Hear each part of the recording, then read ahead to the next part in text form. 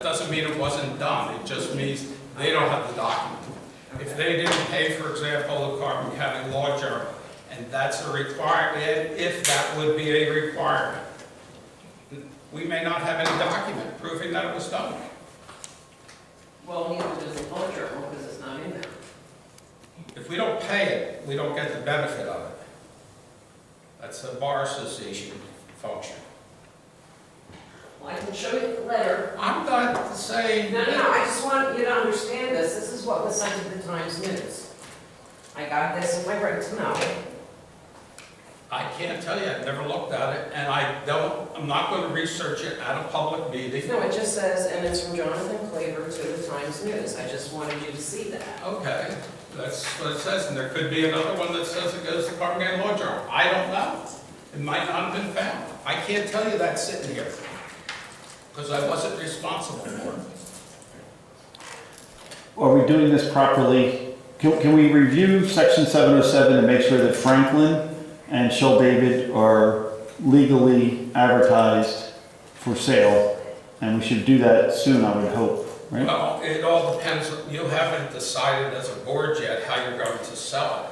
Meaning, are you going to sell it as a private sale to a realtor or an auction? There are two different procedures we have to follow. And until the board decides how they're going to sell it, I can review the law, but it's not going to do any good until we know which way you're going. And that's a board decision. If you want to have a realtor sell it, that's fine. You do a private sale. We need another appraisal. We'll actually need two appraisals because the current appraisal includes the Franklin Athletic Association property. So we have to have that one redone, and we would need a second one if you're doing a private sale. If we're doing an auction, we don't need the second appraisal. It's considered that the auction and the appraisal, we don't even need an appraisal for an auction. It's good, but it's for the board's consideration to set a reserve. But the law doesn't require an appraisal for an auction. Can I say something? The law states has to be in a legal newspaper. What's the definition of legal newspaper? I was always under this understanding that it's available to the public, which the law journal is only available to lawyers and whatever. So we always publish things in the local paper, not an illegal newspaper to me would be publishing it in the school news, a 10th grade newsletter or something like that. That doesn't go to available public. So we published it in the local newspaper, which to me is a legal newspaper. Which it says that you need to do that. It has to be. And I think we supplied that with you, But the it notice also advertising. states and the legal newspaper. Well, what is the legal newspaper? There are only two real legal newspapers in the state. One in Allegheny County and one in Philadelphia County. We have journals all over the state. Now, is that a newspaper? I have no idea what a court determined is a newspaper. It sounds strange. But a journal or a register or a recording, I can't tell you, I haven't done the research. And as I said, there is, one in Philadelphia that's a newspaper, it's published daily, one in Pittsburgh that I believe is every other day. Well, Carbon County has a legal newspaper. It's the Carbon County Law Journal. And That may not be a newspaper, ma'am. It's a journal. That's not a newspaper necessarily. I actually discussed it with an attorney, and they said it is in newspaper format, and it is published weekly. It is not in the newspaper format, ma'am. I can tell you that. It is not, having been former executive director of the Bar Association, it is not in newspaper format. Well, then I got 4 advice. It's a pamphlet is how it's set up, as though you would buy a magazine or something of that nature. We'll see if I can find out from the legislature. Thank you. On communications, superintendent's report? Yes, thank you. We're preparing. Thank you. Just a reminder if everyone turn back. We're preparing the buildings for staff this week, and we welcome the students on September 4th. I'd like to thank our staff for working so diligently on cleaning and preparing all the buildings. In addition, and especially thank you to the teachers and the patrons as we move all our supplies in the elementaries.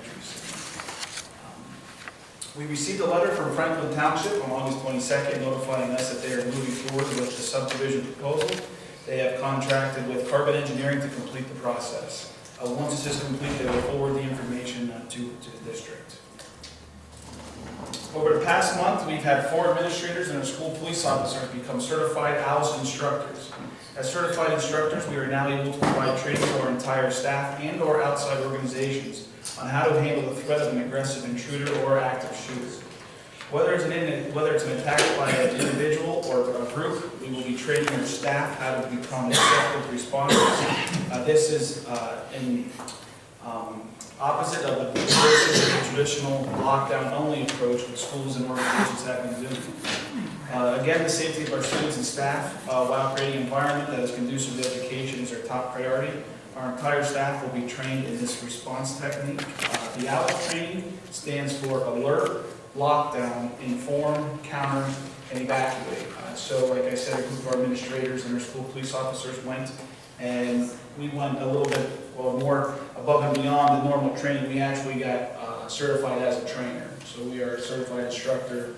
We had to pass a pretty lengthy test to get approved for this instructor program. And like I said, we will be working with our staff. We're going to introduce it to them and go over a little bit of it at the in-service day coming up on Wednesday. But a formal training will be offered to our staff in the October month. We have our in-service tour. We'll be working with our staff with training and ALS training. And you may have seen in the paper, many schools, this is the training that the majority of the schools have incorporated in the training. I believe we were there, and there was 11 other school districts that were there along with ourselves.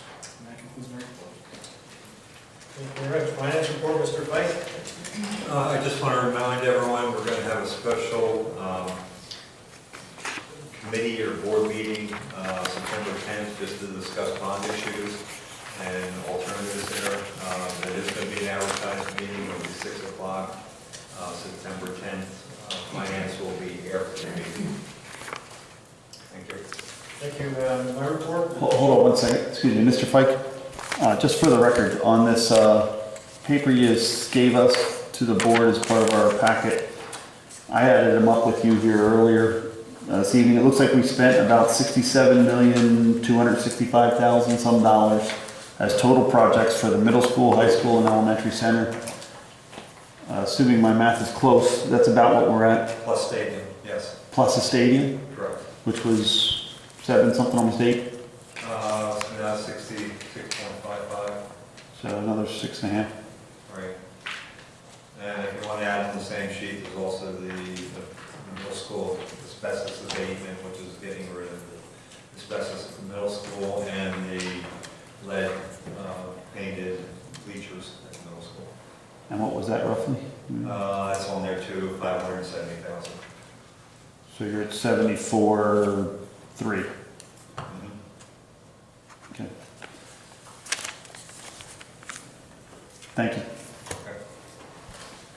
My report, I'll keep it short. Just a couple of dates in the upcoming regarding the elementary center. The kindergarten orientation will be held Wednesday, August 29th from 4:30 to 7. Open house for students in the elementary center and parents is on Thursday, August 30th from 6 to 8 p.m. That is elementary center information. From the high school perspective, freshman orientation and freshman and new student orientation will be held on the 28th of August at 6 p.m. And law orientation already has been done for the 2018-19 school year with 29 students utilizing our online coursework. Some other things with district-wide curriculum, we heard from the state and we're awarded our pre-K counts credit for the 2018-2019 school year. Both Title I camps this summer for math and reading were completed. Numbers for math were around 18 and approximately 40 to 43 for the reading. The summer reading camp was very successful and well attended. We'll get some more information on those in the future. And that is my report. Lehighton Library report, Ms. Mahalik. There was no meeting last month, and there will be a meeting tomorrow night. So I will have a report for next month. Thank you. Legislative Policy Committee, Ms. Spinelli. I just want to point out that there will be web-based policy training on September 5th from 10 to 11:30 in the morning, and also on October 20th, if anybody is interested in that webinar. And the legislative platform and priorities on October 20th is going to deal with Pennsylvania's pension crisis, enact meaningful charter school reforms, provide a continued fair financial investment for school districts, support an effective child-centered public education, strengthen the work of local school boards, support for increased equity and accountability, and finally, secure adequate and equitable funding. And that is the end of my report. Thank you very much, Ms. Miller. Title I Advisory, Mrs. Bowman. Yes, good evening. The Title I Parent Advisory Group met on August the 7th to continue our work on the school-wide planning process.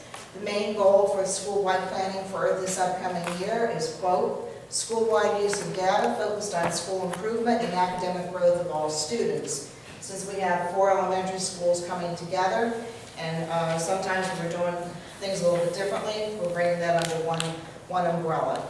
The Title and MTSS staff met then on August 13th to focus on the strategies and implementation methods for this particular goal for year 1. The school-wide plan will be submitted by the end of August unless it has been done. We're in the process. In the process of They gave us finishing an up. extension too because they didn't have it into the comprehensive Into plan. the piece, okay. All right, and as Mr. Stern did mention, Title summer camps ended the week of August 13th. Originally, there were 40 students signed up for reading with, people come and go as they come, but they're usually around 20, 23 that usually show up. And originally, we thought we had about 36 for math, and as Mr. Stern said, 18 were pretty much on target. Mr. Fritz and Ms. Brom, who taught students in grades 3 through 5 and 1 to 2, respectively in math, praised their students for the level of cooperation and hard work. Various skills and materials were used in math camp, including the educational game called Prodigy and iPads, word problems using cube strategy, and math grids. In reading, the camp students concentrated on story structure, themes, compare and contrast, as well as vocabulary and grammar development. Both Mr. Fritz and Ms. Braun were grateful for the opportunity to work in the summer camps and appreciated paraprofessional help from Mrs. Bravo, Mrs. Helmer, and Mrs. Eckley.